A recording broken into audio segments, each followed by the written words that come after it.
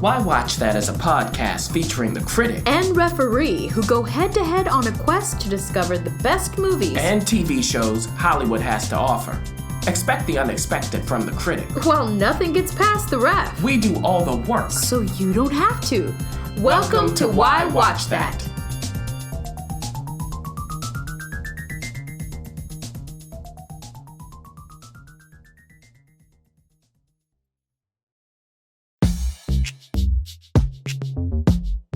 The Why Watch That movie talk.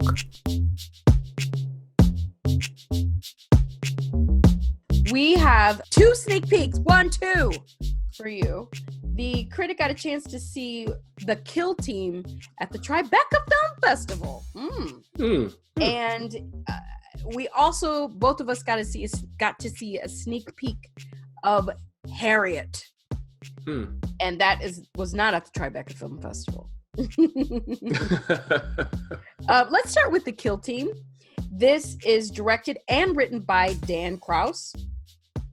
The cast, you may not know everyone in the cast, but you certainly know Alexander Skarsgård. Think Big Little Lies. Think You Don't Want to Be His Wife.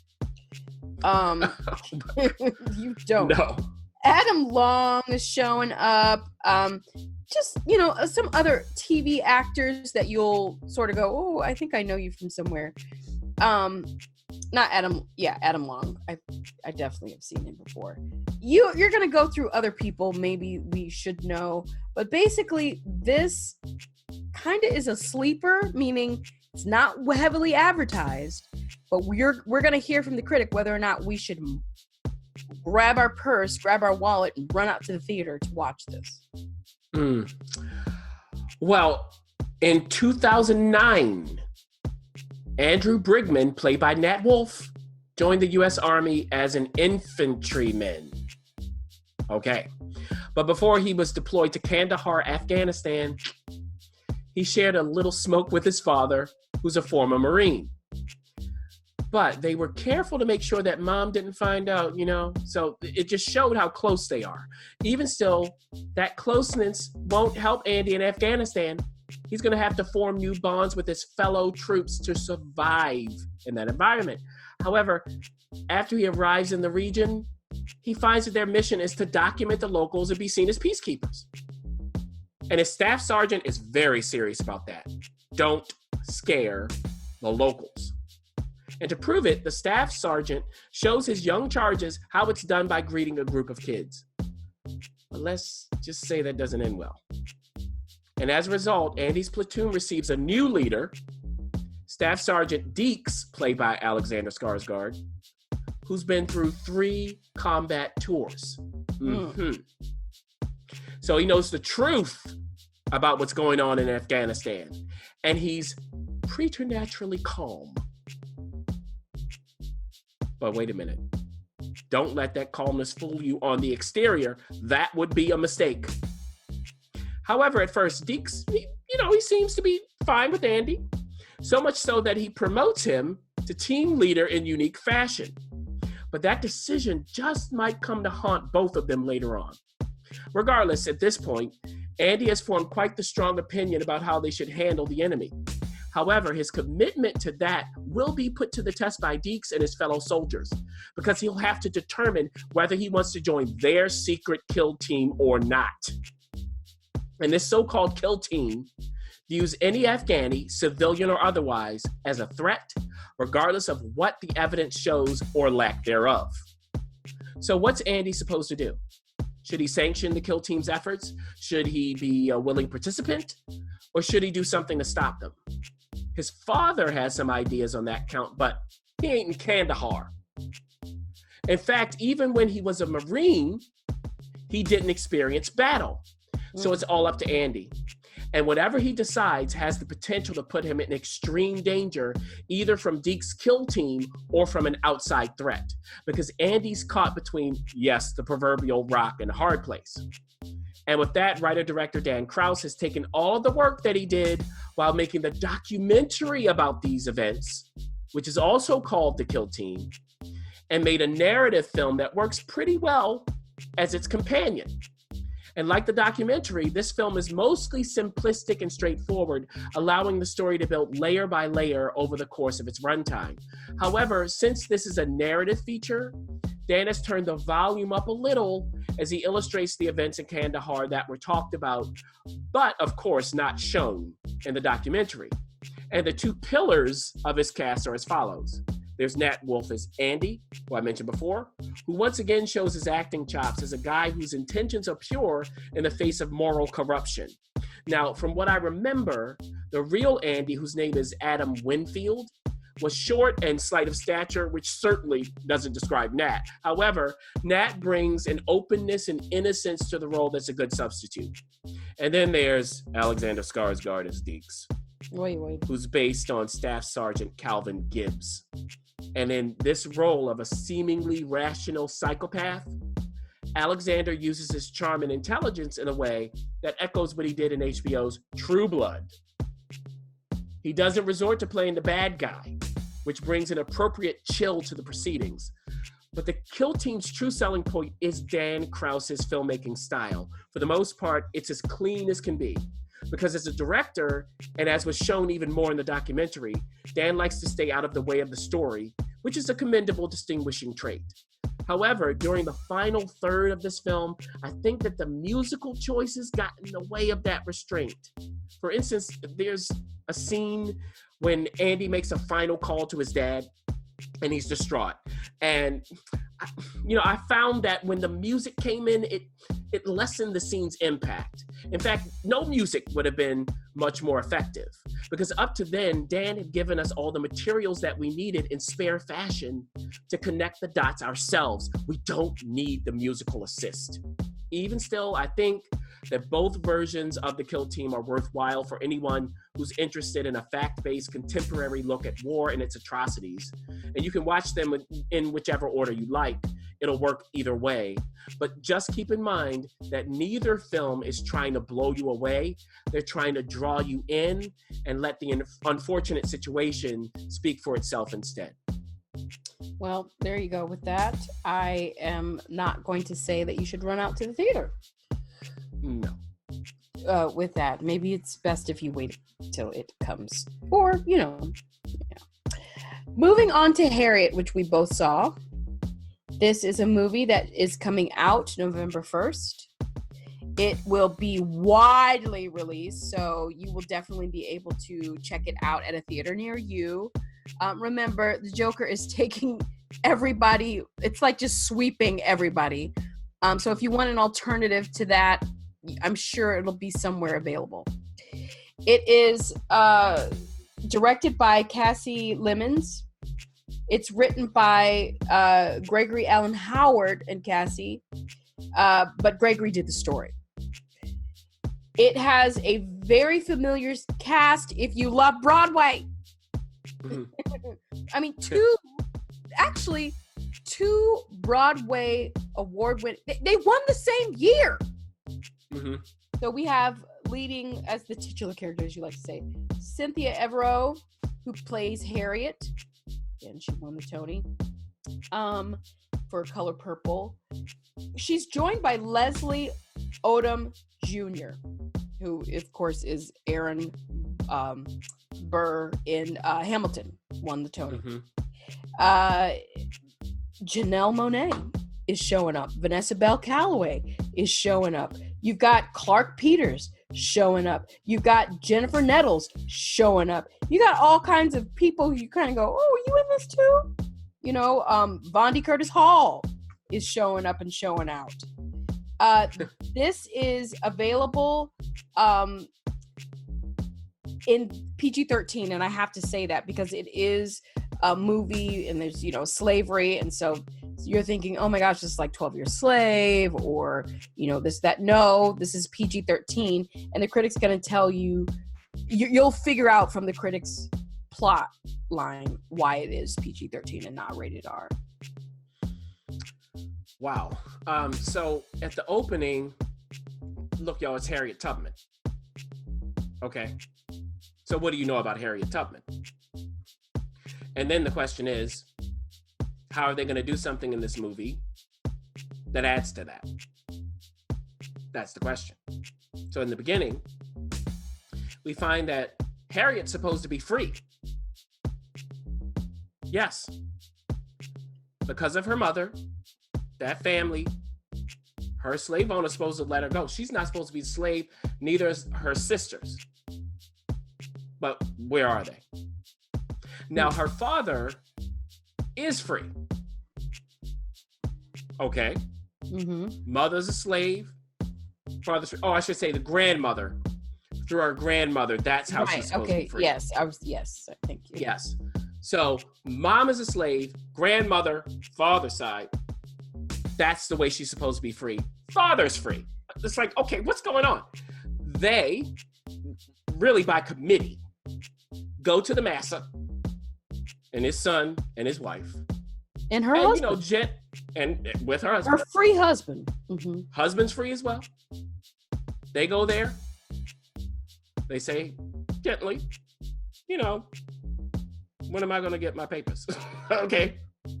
I'm supposed to be free. How does that go down? How is that received? Well, So what's Harriet going to do? How is she going to get out of this? Because she is committed to live free or die. That's it. So she goes to her husband. She goes to her father. They're supposed to orchestrate a way to get her up north to Philadelphia. How does this happen? Well, you know how. But the question is, who are the people along the way that are going to help her? And how in the world is one little woman going to make her way all the way up to Philadelphia? This is unheard of. It's virtually impossible. It's over 100 miles on foot. So her husband is like, I'm going with you.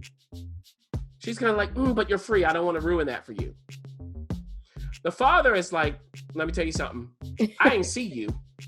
Okay, I did not see you, so I don't know where you're going. Literally. And you'll see how that plays out. Yeah, literally. Sorry. I did not see you. Okay?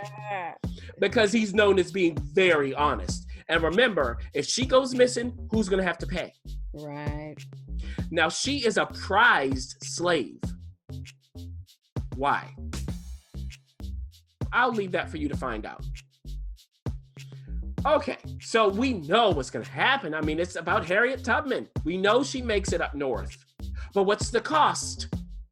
Do you know that part of the story? What's the cost to the people who've been left behind? Cost to mom, cost to dad, cost to the husband, cost to her siblings, cost to the massa. Now, we know that Harriet, when she gets to Philadelphia, she gets taken in by free Black people. They were never slaves. Now, as you mentioned, Harriet's played by Cynthia Erivo. Who she meets in Philadelphia when she first gets there is a man named William Still, who's played by Leslie Odom Jr. And he's looking at her going, you did what now? She comes in, he's like, okay, where are the rest of you? She's like, excuse me? Okay, it's me. He's flabbergasted. He introduces her to Janelle Monáe's character, Marie Buchanan, who owns her own building. Yeah. Her own business. And she takes Harriet in and really helps her to become a free woman. A year goes by. Harriet just can't stay in Philadelphia. Now keep in mind, if you don't know about Harriet Tubman, she did have sleeping spells. We saw this in Underground, the TV show. She had sleeping spells, she had visions. This is how she knew where to go and where not to go. So she's been tormented by a vision. She has to go back to save her family, most notably her husband. Now, William Still is like, what? You going back alone? No. But we know what happens. The question is, not does she succeed? We know she does. We know she never lost a slave. The question is, who did she have to leave behind? Who couldn't she save? And then as you move forward through her story, what were the changing dynamics because of that? And how did her being the greatest conductor on the Underground Railroad lead to other things from that as a result? Is this all she was, or is there more? Do you know what else she did other than being a conductor? And of course, we have all kinds of atrocities to deal with. Of course, the family that supposedly owned her, they don't want to give up. The son in particular. Why? Why? I think that's enough for the plot, Ref. What do you think? That was very, very good. Here's the deal. It's PG-13, and like I was alluding to first, this really is not a movie. It is angering. There are obviously in every movie like this and dealing with slavery, and overt racism in this nature, or people as property. It's very you are angered, you're annoyed, you are your blood boils a little bit. But like I said before, it's not a place where you see floggings and people, it's going to be just enough that your teenagers can join you in the theater if you have kids or what have you.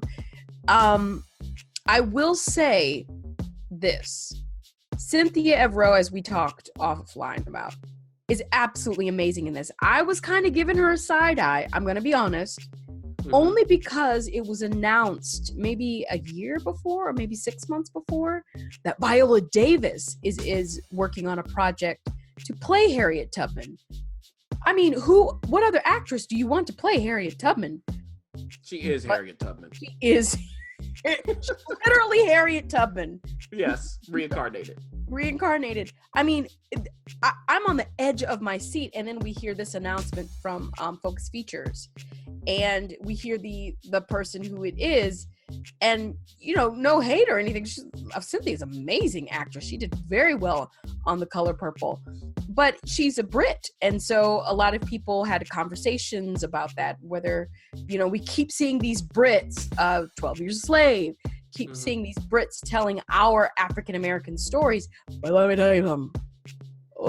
She came in guns blazing, literally in this movie. She came in really prepared, and I believed her performance. I wasn't only floored by her regular performance, but there was a lovely, beautiful song at the end of the movie, and you're reminded, wow, this girl's got some pipes. Just overall enjoyed her. And to be honest with you, I think it's called Harriet, so there weren't others that were quite developed. So people who were great actors, to me, really didn't shine out except for a couple, and I'll leave those to you because we talked offline. I don't want to steal your thunder. There were a couple of actors who were just absolutely standouts, and they didn't have much to do, but boy, when they were on screen, you thought, whoa. And then there were some actors who were a little bit out of, out of step a little bit. So maybe the roles were too big or what have you. All in all, I'll say this. Listen, if you don't like slave movies because you are angered by it, if you have to see one, I would say this is the one to see. If you want to see a lighter version or a lighter, maybe not as violent. If you want to know a little bit more about Harriet Tubman and you want to take, you want a variety of age range in there because it's not rated R, I think this is for you. I think that this is a movie that will eventually be shown in schools. Yeah. I really do. I think it'll be in schools. I do have a beef, though. A pretty big one. You alluded to it, and I'm not going to give it away because, people may not know things about Harriet Tubman. There is a certain phase of Harriet Tubman's life that she does. Everyone thinks, oh, I just freed slaves. And yes, she did. But there's a whole other she didn't just crawl up and go and have some children and never be heard again, which that would have been amazing as that is. And after all, hot toddies, right? Right, and she rightfully so. She had a whole other career, and I won't give away what those things are. If you want to give away, that's fine. And they kind of dipped into it, and I thought, ooh, either commit or don't. Like that's either go there or don't. So all in all, I did enjoy it. I like that they didn't shy away from the spells. I think you're going to talk maybe a little bit about that. But I would not say this is a movie that is, if you compare it with other movies of this topic, this is not one that really dives deep into the crevices of it. And you're not going to walk away completely enlightened unless you have no idea who Harriet Tubman is. Yeah, I think we're definitely in lockstep on this one. Again, Cynthia Erivo. The thing about her is what she got about Harriet Tubman, and what we know about her. It's not a loud strength. Yes. It's very calm and collected and confident. And watching Cynthia just track her through the movie, she's always, like you said, prepared and present. And not in a forceful way. She's listening, she's having her thoughts, and she's looking to the future and to the Lord. You could see her. Yeah, she was definitely. You can see her listening to people going, okay, that ain't what the Lord told me though. Okay, so next. Yeah, her face will show it all. Yes. And of course, like you said, we got to hear her sing. Of course, it's Cynthia Erivo. It's Harriet Tubman. That's what you do. And it's not like, that Cynthia's trying to sing like Harriet and show she can't sing. She's singing. Yeah. Okay. So you get that as well.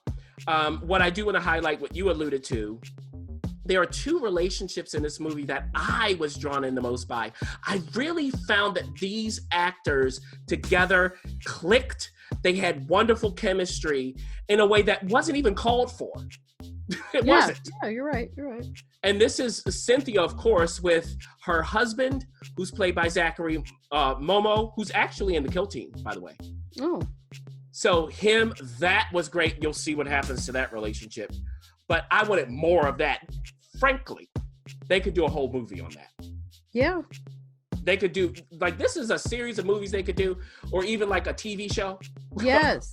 It's just a bunch of stuff that they could delve into. Yeah, absolutely. It could be The Crown. This could have been The Crown. Exactly. And then there's Cynthia with her father, played by Clark Peters. Clark Peters is always great. Yeah. He was the woman's father, okay? He was the father. Yeah. You bought that he was a free man, concerned about not only Harriet, but the rest of his kids and his wife. Yeah. Doing this dance where he's trying to maintain his freedom and safety for his family and still supporting Harriet. How can you do all of that? It's not in the script.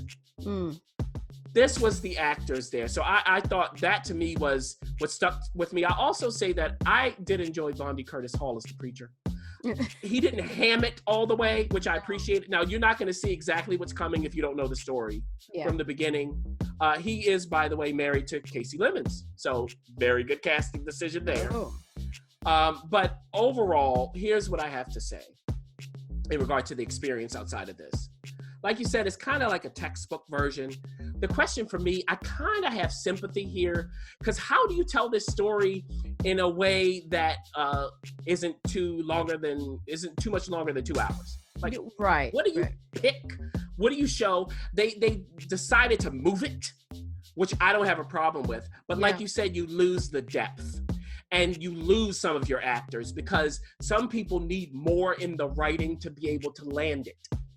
Not everybody is Clark Peters and Cynthia Erivo.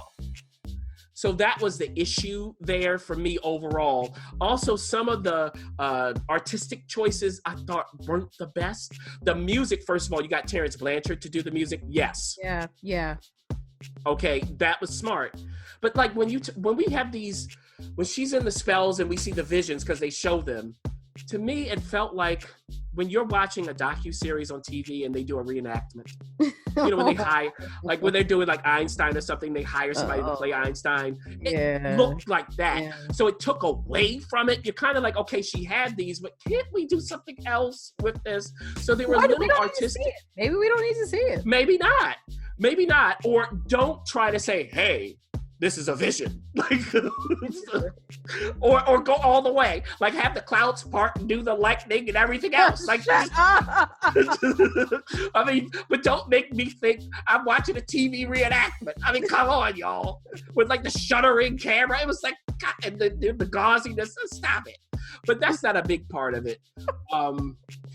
So we talked about this. I will say that in the screening I was in, there were certain people who were having vocal reactions, okay? Yes, I was probably in that screening. Yes. So I would also say, in addition to what the ref said as a recommendation, I think if you are a person of faith, you should see this. Yeah. It gets there. It will drive that message home. So if you're a person of faith, get everybody together, church groups, whatever, and go see this. I think it's going to work really well for that audience in a theater. And I think if you're not a person of faith and you are not Black, you won't feel it's an oak. You won't feel like everybody will hate you at the end. You know what I mean? Like, right? Yeah, you'll be safe. 12 Years a Slave. If I was not Black and I saw 12 Years a Slave, I would slither out from the back. I would go out the. How they say before it's over. Right. We have 2 front exits. You know, only use in emergency. I would use those exits if I'm in the theater watching 12 Years a Slave that I'm not Black. This you will feel, you know, it's you know what I mean. Yeah. And otherwise you can wait. It's going to be fine on the TV if you want to see it that way. But again, there are some special moments here. I just wish they could have cracked the code a little more. But it is what it is. Is it formulaic? Yes. Is it a bad movie? No. All right. Well, it's available on November 1st. And again, both of these movies, one you may have to, you know, kind of fish around to find. Certainly you can watch it on demand. But Harriet, boy, I think it's going to be everywhere. So if you're not going to watch Joker, you might as well go in and cleanse your mind and watch Harriet.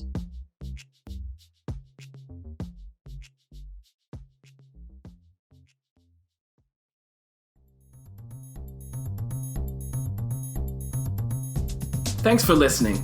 For additional resources, visit WhyWatchThat.com. Good idea, and we'd love to hear from you. So go ahead and leave comments, feedback, and you can rate us on iTunes. We'll see you next week. See you.